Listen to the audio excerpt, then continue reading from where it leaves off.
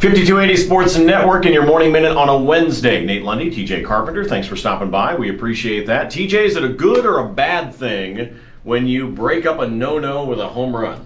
Well, it's a good thing because you just broke up a no-hitter and you got a little bit closer to winning the game. It's a bad thing because it means the rest of your offense has been terrible all night. Yeah, exactly. You get into the top of the sixth inning and it was an amazing, moonshot home run there by Nolan Arenado, but at the same time, it means you went 5 innings without being able to get anything done. Now, I know Duffy was pitching well, but this team with the offensive weapons they have, especially in an American League park where you have the benefit of a designated hitter, nothing was going right for them last night. These are the series that drive me nuts, TJ, and we talked about it on the show this morning because I can accept losing 2 out of 3, let's say, to the Kansas City Royals. Kansas City's a good team. They're in a wild card hunt themselves in the American League. The problem is when you have things like that happen to you, when you've lost a 3-game set completely, as in couldn't even get it done against the Marlins, when you have troubles against the Braves and things like that, if you could have gotten those series accomplished the way you wanted, you can afford some losses like this. Right now, this team can't afford losses like this. Right, this is the total opposite of what we saw at the beginning of the year where they were incredible on the road and now they can't seem to get it done at all on the road. I think, 6-7 consecutive loss series on the road.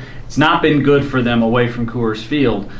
You have to hope now at this point that young pitching does just enough to get you to the finish line, because right now it looks like a serious possibility that they miss the playoffs entirely. Well, and if you look ahead at the schedule for the Rockies, and yes, I know I'm getting a couple of weeks ahead of myself, but when they get into September, we talked about this with you before, that they're going into a set of games where in the month of September, with the exception of a 3-game set against the Marlins, everything is against divisional opponents, and a lot of those are on the road, including 4 in a row against the Dodgers, followed by 4 in a row against the Diamondbacks. That happens in early September. You've got to make sure that you get yourself right now in August so that you're ready for those road trips and you're ready for that stretch run. Everybody remembers Rocktober and all the excitement of that. The only way that's going to happen for this team is for them to get right now so that they're in a position to be able to give up a game or 2 every now and then in September and still have a firm hold on that wild card position. We're going to be watching what this team does to finish off this road set against the Royals. They'll play again tonight, then they'll play as well tomorrow afternoon. So we'll keep an eye on that.